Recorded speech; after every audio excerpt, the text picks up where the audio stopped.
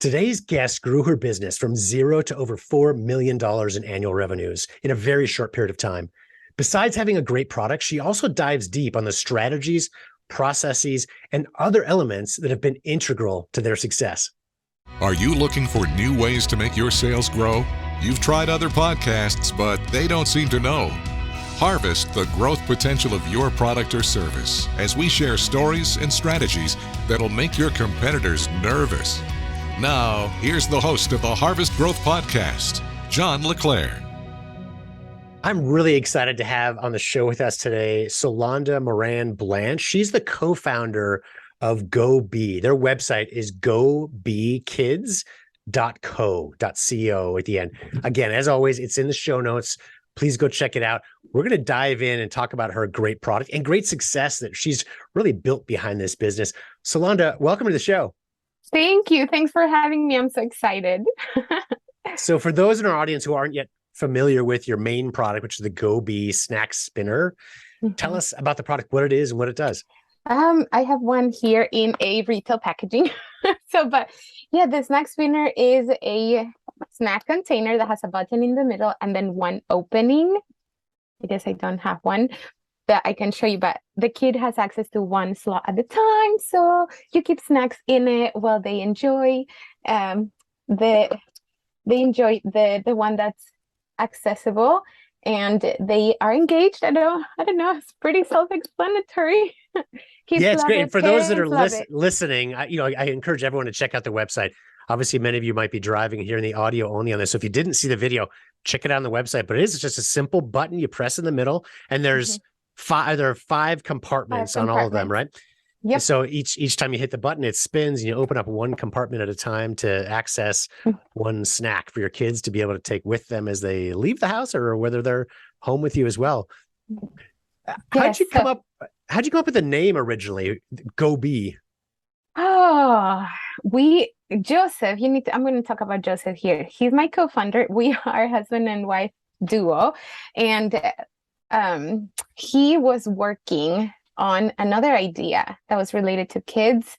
And that's where we consolidated the name GoBe. So it was a fun little word that went along with that product that ended up being non-viable for us.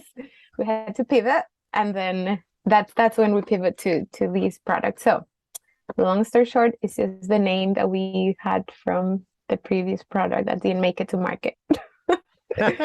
Well, it still works well with this. I love it, especially with the website, GoBe Kids, right? At the end of the day, you're trying to help them to eat more healthy, but also enjoy themselves and still be kids, right? Like, it's not about making healthy decisions painful, but making it a good and fun experience. So I think it fits that name of the product so well. Sometimes we happen across great ideas or great names for our products as opposed to being, planned way in advance or whatever. It might be connected to a different product, but it fits so well. So yeah, I love it. It does. You make me think of the time when we created the snack spinner. I mean, you talked about making or helping kids, eat healthy in a fun, engaging way.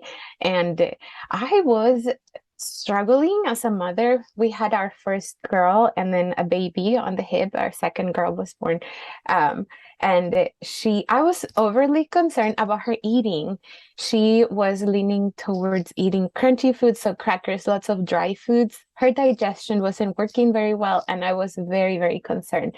So I don't know if you remember when your kids were little to be either worried for what they were eating or what they were not eating. I don't know if other parents would relate to the fact that sometimes we worry for their size. Maybe they're too small or maybe they're too big. So I was concerned about certain things for our girl that I started withholding some of those snacks that she leaned towards, which now looking back, I understand. Kids look for that sensory crunch, like that sensory experience. They need their input. So I started restricting her crackers intake. And I had to go back to learning to what I had studied in college. There is something called the division of responsibilities in feeding. And this is where we, the parents, provide the options, which is what the snack spinner did for me. Like, we created something that could give me peace of mind, where I could give options. I could give the crunchy stuff, and I could give juicy, nutritious foods. And then I could let my kid do her job, which is eating and choosing how much to eat, or even whether the weather of eating it. So the idea behind the snack spinner is rooted in this division of responsibilities in feeding. The parent provides, the kid decides what and how much. So anyway, Love that. we created it for peace of mind. Love it. Parent provides, kid decides. I love that. It's we talked before this interview started. We both have 4 kids. Mine are a little bit older than yours, but I've gone through these stages as well of, I remember back in the day, of course, when they're starting to make their own decisions, and it's really just guideposts as parents were giving them. So, give them the ability to start to make decisions at a young age, but they do need some guidance, right? So some restraints, I guess, or they start to learn how to make good decisions. And that can start with simple snacking, something that they do starting at a very, very young age.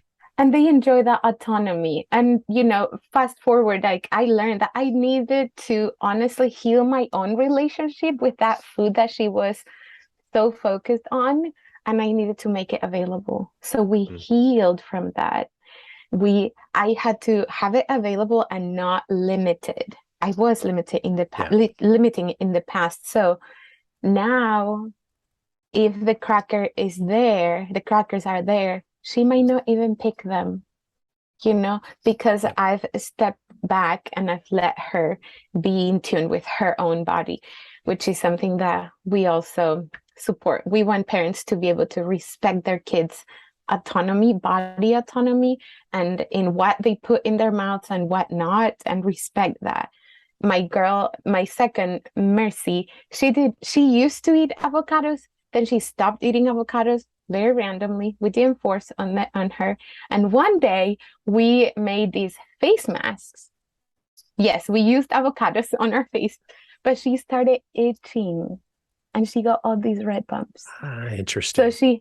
So she had this allergy to it, So we never know. I mean, some kids have sensory processing issues and sensory processing disorders. So when we are forcing a kid to eat, it might be very damaging for them. So anyway, we just hope that our parents can honor their kids' autonomy in that regard. And of course, we give options within limits. Well said. Well said. It's so interesting. So let's jump over to the business part of the conversation on this. You've built a really successful business behind this great product, achieving about $4 million in revenue this year. And we'll get to that and kind of like how we built up to that. But I'd love to start back at the beginning. So you've got a process for your business. One of the first things you did before launching, before investing time and energy and money too much into it, you validated the product. So what did you do early on to help you validate? Okay, so I need to say Joseph is the one who is the brain of all of this. He had been learning. No, I'm serious. I'm the experiential person. I'm giving these ideas, but he brought it to life. So he had been learning about the lean startup approach for a few years. He read a couple of books, but it wasn't until he found John Richards. I have my note here because this is a great resource for anyone who is trying to validate product. And he did the course Startup Ignition. I think their website is startupignition.com. But anyway, he took the course, and John Richards made all these principles very tangible and practical for him. So Joseph went from being a mechanical engineer, full-time engineer, to entrepreneur, where he iterated so many ideas prior to finding this snack spinner idea. And what it is, the process says you create the minimum viable product, you get feedback, put it out there, and then you iterate. If it passes something called the wow factor test, then you launch it and you have a successful, I guess, business product. So we did that with the snack spinner. You remember I was worried about my kids eating. I had been buying small containers and packing up fruit on the go. I'm just on the go always, to the park, to the library, to the museum, to activities, play dates, all of it. So he had seen me doing this. I had also tried Sargento snacks and Ziplocs and all of these on the go. And I so much dislike our car dirty. So it was really hard. This experience that Joseph remembered is when I was in the front seat and I didn't want to hand out the snacks. I was passing one Cheerio at the time. So, but he one afternoon brought this animation of something similar to the snack container. It wasn't pretty, but it had 10 slots and one opening, and then this button that was indexing one slot. And he says that I didn't like it at first, but it was genius. It was containing the messes. So that was the first idea. I was excited. We put it out there through a survey. We sent it out to our friends, our first validation activity, I guess. And we got great feedback. Like, they were so pumped up, and they told us all of the things that were wrong too. We crafted the survey so that they could just be very open. So we iterated. Joseph iterated. We created another animation, and then we sent out a survey to anonymous people. I can't remember the surveys, but the segment that targeted women were extremely excited about this concept. And that was another validation experience. Then we did focus groups. We did 2 focus groups. And on the second focus group there was a kid. And by then, Joseph had already 3D printed a snack spinner. By then, the button was actually working and indexing. So during that focus group, we got the highest validation score we could ever had. I can't remember the exact number, but seeing this boy pushing the button and indexing the raspberries was just so thrilling for him. And the parents helped us dissect all the concepts about the snack spinner that could work, what wouldn't, and we learned so much. We iterated. So in short, this process talks about creating that minimum viable product and putting it out there, getting feedback, iterating. Then we did the ultimate validating experience, which is selling. Like, would people buy this? So one of our founders, Weston, he created a website. We launched it. People bought. People were buying without even having the product. We launched pre-orders, and I mean, that's the process. Love it. No, thank you. You explained it so well. It's very similar to a process, and we've launched hundreds of products, as our audience knows, over the last almost 20 years in total, but a long time, right? So we've been doing this a long time, and the process, frankly, that we've honed is very similar to what you do. I use different words, right? For us, it's test then optimize. You talk about iteration, but it really is that proven model of like, hey, get learnings as easily and cheaply as possible in the beginning, improve, test with people, friends first, then people you don't know later on that can be even more objective. Perfect process.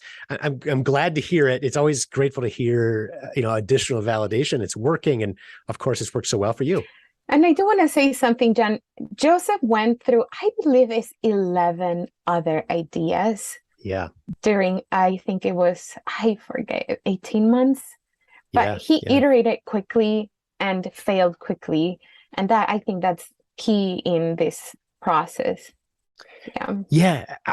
That's a great way to put that. And I think it's important to understand the importance of failure, right? That it's, and it's okay. It's okay to fail along the way, because you'd so much rather fail with versions 1 through 10 and then launch number 11. That's a great success, like it's become for you, than to quickly go to like, it's close enough, launch the first one. I'm sure the first version was good, right? But not great, not as good as it eventually became. And so that going through some pain and the willingness to be able to have small failures along the way is such an important part of the product development process. And it's often overlooked because if we can't separate, if we can't be objective about our products, which is so hard for inventors, right? We come up with this and we love it because we made it. Yeah. But if we can separate a little bit and be a little bit more objective, get other people involved to help us in that iteration or optimization. Well said. That's a great way to put it. I'm like, we are innovating as we speak, and as like our ambassadors, we love our ambassadors. They have so much to share. They love voicing their opinions. They are customers of GoBe, that they're kind of like a VIP group, and Yep. They invalidated one of our lunch boxes. Yeah, we had this beautiful lunch pail with that would stack on top of each other, and it didn't pass our wow factor test. So we had to pivot. We were super excited. It looked super cute, but it was not what they needed. Yeah. So, That's good. You loved it, but you got to make sure your customer loves it. exactly. Well said. Exactly. So you talked about you built this website, it became successful. What would you consider your first big success? So you had some sales in the beginning, but what was your first big success for the business? Oh man, I honestly just going to small steps is having that wow factor test Yeah. number high. So during focus groups, that number had to be high so that we could actually launch it on a website. We would have, for example, with the lunch pail, the stackable lunchbox, we would not put it on the website if it doesn't pass a test. Yep. No, we put the large snack spinner on the website, and it's the most requested product that we have right now. But anyway, I lost track of what the question was. Please bring your first big success. Oh, I guess selling 100,000 in the first year. That was huge. Fantastic. I know, that was huge. Another big success. It's not our success, but people who pre-ordered, they were so forgiving. We ended up delivering months after we promised them. We were going to ship in May. We ended up shipping in September. That was a huge hurdle to go through. And it created this platform for connecting with them and bringing them on the journey of bringing a product to life. It was a very neat experience, actually. And right now we're experiencing less delays than back then, but with the lunchbox and the snack spinner. And we're so grateful for our people. We're grateful for them. We have learned all throughout that parents who are buying GoBe products are very proactive. They think ahead. Anyway. You talk about your team, and obviously that's extremely important. Well, is there a process that you follow or something that's helped you to select the right team members as you build up your company? Yes, 100%. We use something, it's a software, I don't know, hiring tool. It's called the Culture Index Survey. Yeah, sure. And it's similar to the Gallup's test and all these Myers. I don't even know how to say them, but it helps us understand ourselves as founders and core employees of the company, and it's allow us to know how to build, like what are our weaknesses, what are our strengths. We lean into our strengths, and then we find someone who can meet those weaknesses. So the Culture Index Survey allows us to measure and see what each team member's natural state is, like what they would do in their sleep. That's what we want them to be doing at work, so that it doesn't require them to modify their behavior, but it's challenging work as well.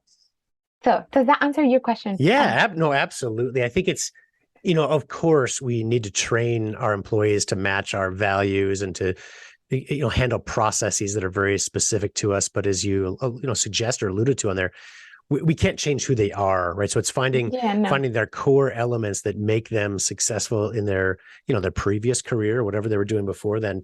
But really, it's a definition of who they are, and then you can fit them in, into the small tasks that they need to do. But this true strengths are so important to really discover, and that's a great tool. You mentioned the Culture Index Survey. There's others, like you said, like it, but having some kind of a tool to help us along the way is so important.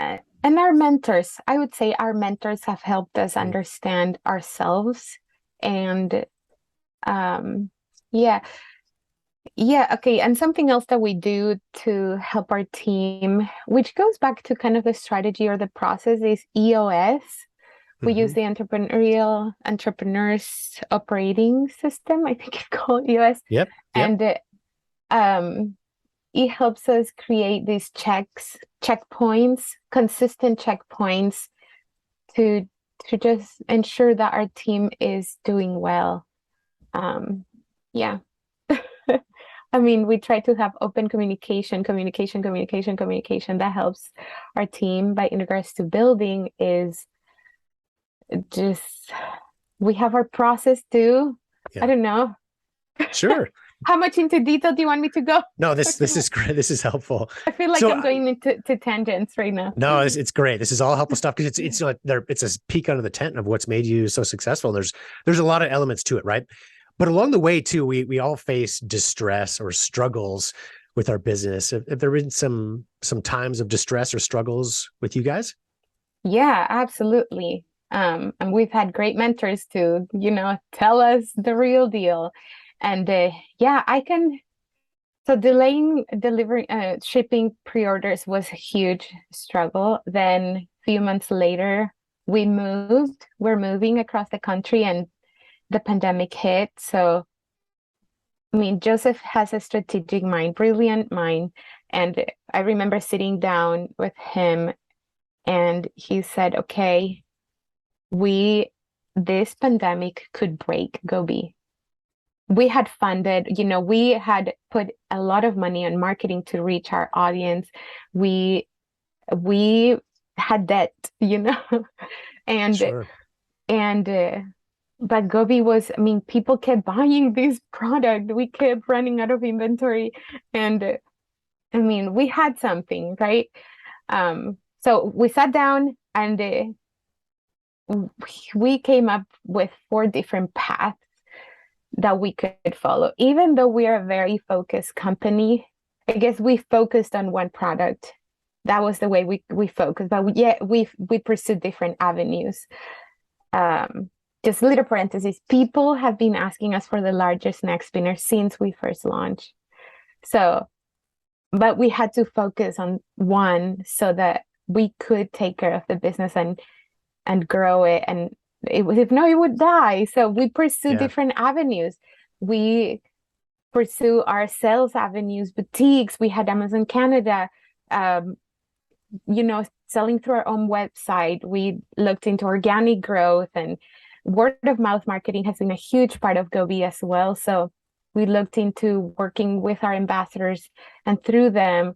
Then we looked into fundraising to fund these bigger, we were having more demand, but we couldn't fund our buying more inventory. So, I can't recall the other 2 avenues right now, but we ended up pursuing the fundraising, and that created such an amazing platform for meeting people. And that's how we found our retail partner. We have our retail team through fundraising. One of our customers and investors, she introduced us to our retail partner. And that's how we're in conversations with Costco again. They're interested in the lunchbox.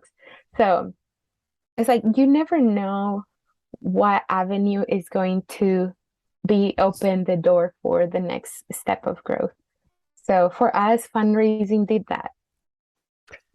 I love how you talked about the power, the importance of focus to get through distress, struggles, things like that. But you also talked about being open to things that are going to come upon you, right? So you realize as part of your focus, you needed to pursue fundraising, but opening your eyes to opportunities that approach you, right? So through that, you found other opportunities, right? So realize that, go down your path, stay focused as you need to, but, make sure your eyes are open and you're looking around for creative and new and different opportunities for business at every step of the way. Yes. My mom was telling me earlier this week, she's like, she said, have you guys thought about doing other things, thinking like along the lines of pursuing other areas of focus, literally other services, toys? And